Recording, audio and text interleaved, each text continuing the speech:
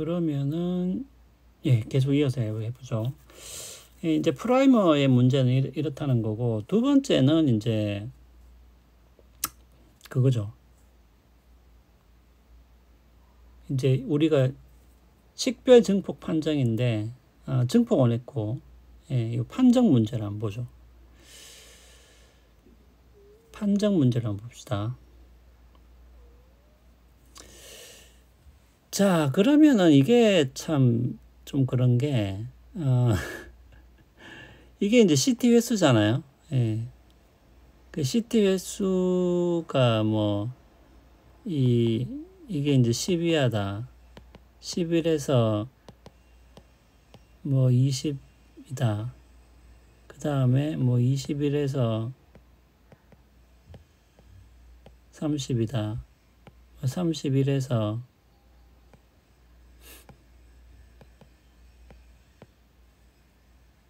뭡니까 뭐 35다 이렇게 합시다. 예. 자, 그러면은 이제 문제는 이런 겁니다. 뭐 그 원래 이제 바이러스 숫자가 있다고 가정을 해보고요. 뭐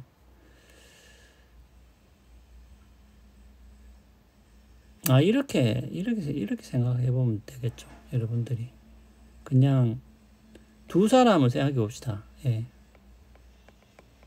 그게 더 헷갈리겠네요. 예. 철수가 있고 영희가 있는데, 철수는 근데 바이러스가 하나만 들어왔어요. 영희는 바이러스가 4개나 들었. 그러니까 요게 초기 그겁니다. 초기 값. 그러니까 어떻게 보면 이게 원래 그거죠. 원래 사실이죠. 예. 왜냐면 이제 CT 값이라는 것은 이제 증폭을 시키는 것이기 때문에, 예. 이게 초기 값이죠. 초기 값이죠. 그러니까 이거를 증폭을 시켰어요. 한 번 증폭시키면은 1 곱하기 2가 되는 거고요. 두 번 증폭시키면은 뭡니까? 2 곱하기 2가 되는 거고, 이렇게 되는 거죠. 이 같은 경우에 4니까 한 번 증폭시키면 이렇게 되는 거고요. 그 다음에 뭡니까? 두 번 증폭시키면은 4 곱하기 2 곱하기 2가 되는 거죠. 예. 이렇게 되는 거죠. 자, 그러면 문제는 이런 거예요. 그러면은, 어디서부터 양성으로 하느냐라는 겁니다. 어디서부터 양성으로 하느냐. 예, 어디서부터 양성으로 하느냐라는 거죠. 예. 이렇게 됐을 때. 증폭시킨 값을 이제 따져야 되는데, 이건 이제 다 증폭시킨 거고요. 그럼 어디서부터 양성이냐. 예. 맞잖아요. 그러니까 한번 CT 값이 요건 1이고 이 CT 값이 2이고 이제 이렇게 되는 거죠. 예, 이렇게 계속 늘어나는데 그러면 CT 값을 3에서 3부터 양성으로 해야 되는 건지 그 CT 값을 4부터 양성으로 해야 되는 건지 정해야 되잖아요. 어디서부터 양성이고 어디서부터 음성인지를 정해야 된다는 거죠. 예. 그러니까 그러면 그 기준은 뭐냐? 그 기준은 그러니까 그게 지금 문제입니다. 그 기준이. 예. 이 CT 값을 3회 했을 때 그 3회 했을 때 나오는 그 숫자를 양성으로 볼 건지, 그러니까 이 숫자보다 더 크면은 양성인 거고, 요 숫자보다 더 작으면은 음성인 거고, 그렇게 되는 거죠. 예. CT 값을 4로 했을 때 그 값을 기준점으로 할 건지, 그거를 정해야 된다는 거죠. 그럼 그거를 어떻게 정하느냐? 그거 어떻게 정하느냐?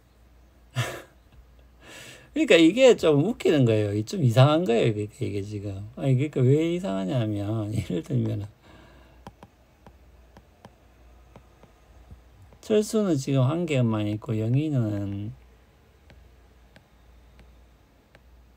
4개가 있는데, 다행히 예를 들면은, 철수는 증상이 없고요. 영희는 증상이 있단 말이죠. 예.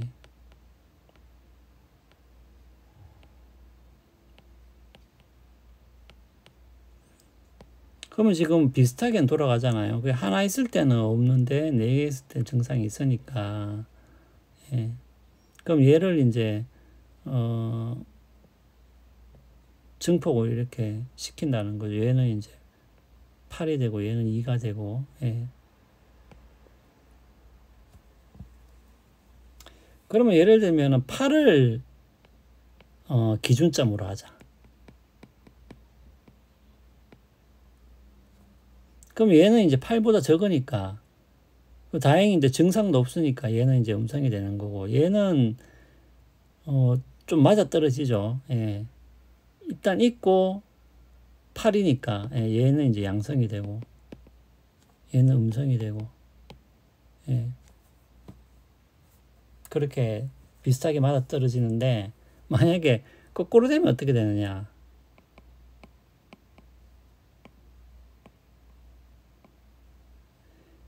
하나고 이제 원래는 4개인데, 예.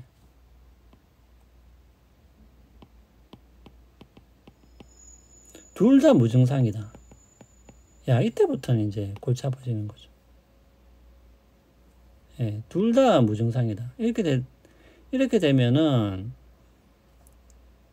이게 이제 뭐 이거를 8을 기준으로 잡아도, 예를 들면 얘는 이제 CD 한 번 돌려, 한 번 돌리 2가 되고, 얘는 한 번 돌리니까 이제 8이 되는데, 그러면 이제 8을 기준점으로 하자.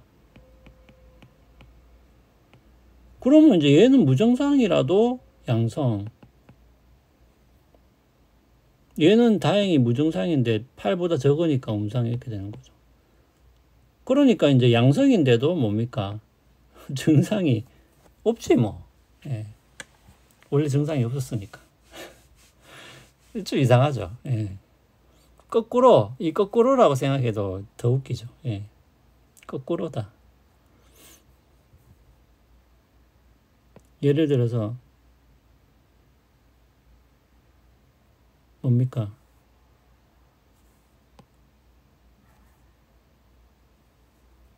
영희는 무증상인데 얘는 증상이 있어요.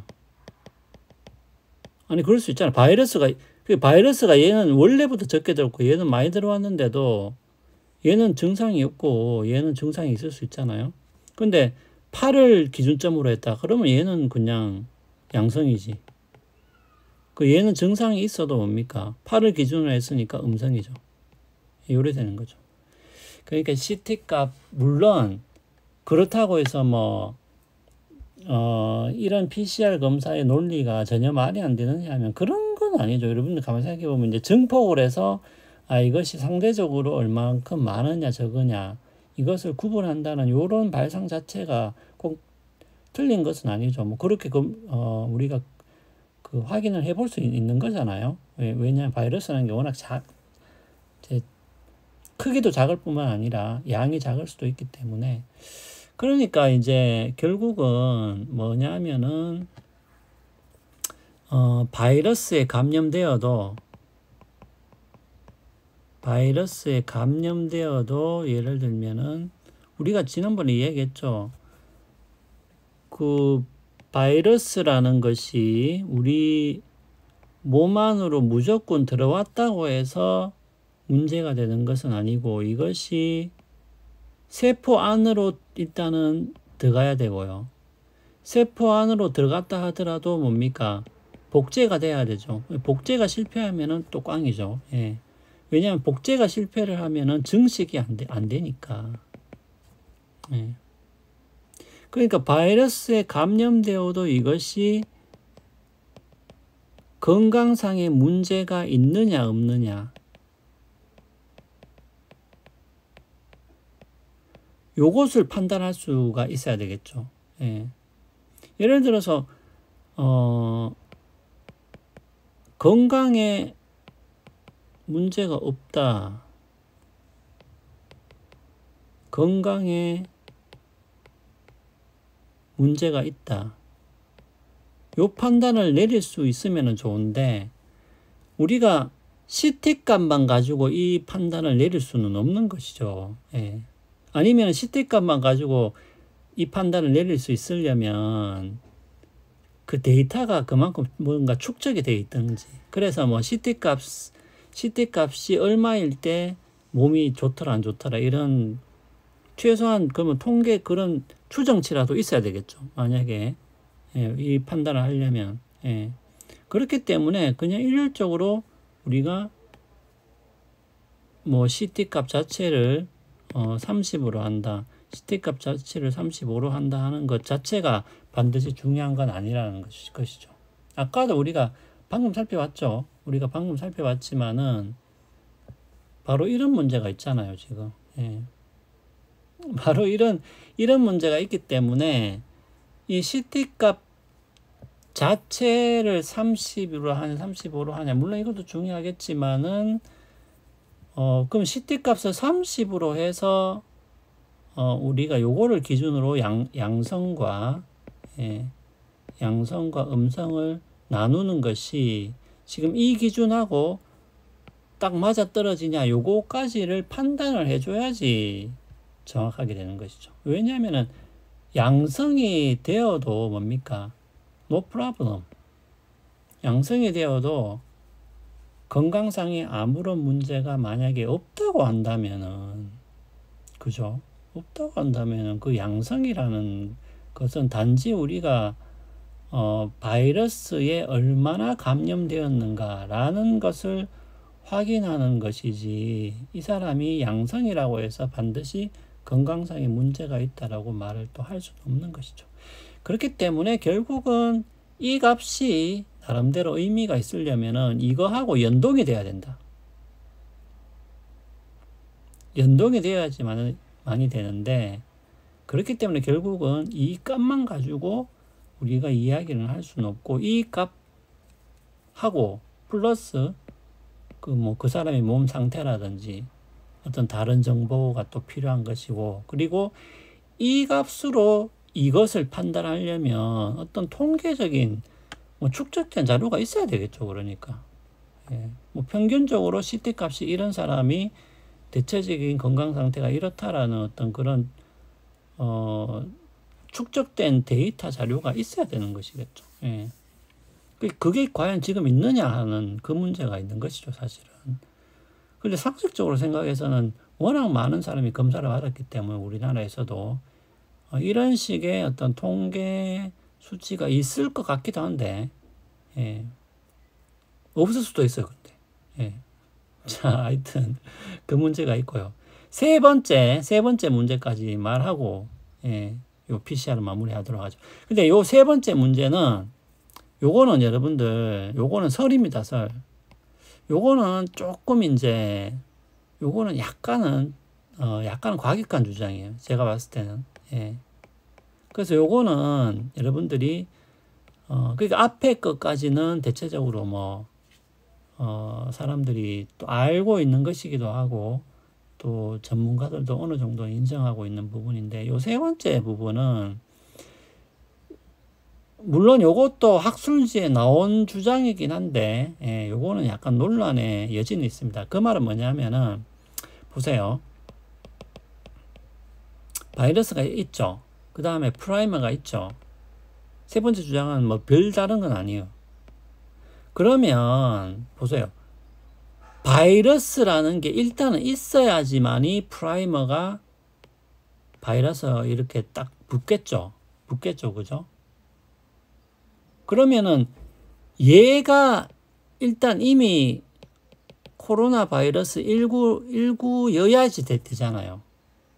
계속 뻔한 얘기긴 한데, 아니, 그래야 요 딱 붙는 게 의미가 있죠. 얘가 애초부터 코로나19가 아니면 프라이머가 아무리 코로나19에 갖다 붙는다 하더라도 이게 아무 의미가 없죠. 왜냐하면 처음부터 이게 코로나19가 아니었기 때문에. 그 말입니다. 그러면은 지금 세 번째 주장은 뭐냐면, 얘가 코로나19 바이러스라는 증거가 어디 있느냐라는 거죠. 자, 그러면 이 말은 이 말이에요. 예를 들면 배성민이라는 사람이 있는데 그 유전자 검사를 합니다. 그러면 이제 머리카락을 써요. 막 이렇게 막 글자가 날라가지. 자, 머리카락 쓰는데 그러면은 이 유전자 검사가 의미가 있으려면 처음부터 배성민한테서 머리카락을 채취해야 되잖아요. 무슨 말인지 아시겠죠? 근데 처음에 이 사람이 배성민이 아니고 다른 뭐 철수였다 이러면 이 결과는 철수 거지 배성민 게 아닌 게 되잖아요. 마찬가지로 우리가 프라이머를 쓸 때 요거 자체가 코비드19 바이러스라는 증거가 있어야 되는데 요거 자체가 코비드19라는 증거가 어디 있느냐? 아니 그런 거죠. 그러니까 이 주장은 이런 거예요. 여러분 지금 이 주장이 뭔 말인지를 잘 모르겠으면은 그 말입니다. 예를 들면은 배성민한테도 지금 이렇게 면봉으로 이 시료를 채취했죠. 그 다음에 요거를 가지고 이제 요렇게 물에 담궈서 요거까지 이제 검사를 하잖아요. 그러면 여기에서 내한테서 채취된 요것이 코로나19라는 요게 코로나19여야 되겠죠. 요게 내한테서 요게 면봉으로 채취한 요것이 그러면 내한테서 면봉으로 채취한 요것이 코로나19라는 증거는 어디에 있느냐는 거죠. 그 말입니다. 그럼 내한테서 채취한 여기에 코로나19가 없을 수도 있죠. 예. 아니 그러면 없으면 당연히 음성이 나오는 것이 아니냐. 예. 물론 그렇지. 물론 그런데 없어요. 없는데도 예를 들면은 양성이 나올 수도 있지 않냐. 그 말입니다. 예, 그 말입니다. 그러니까 여기에서 채취된 여기에 코로나19가 있다라는 증거가 어디 있냐. 이렇게 했을 때 여기에 대해서 의심을 하는 학자들도 있어요. 예, 그 말입니다.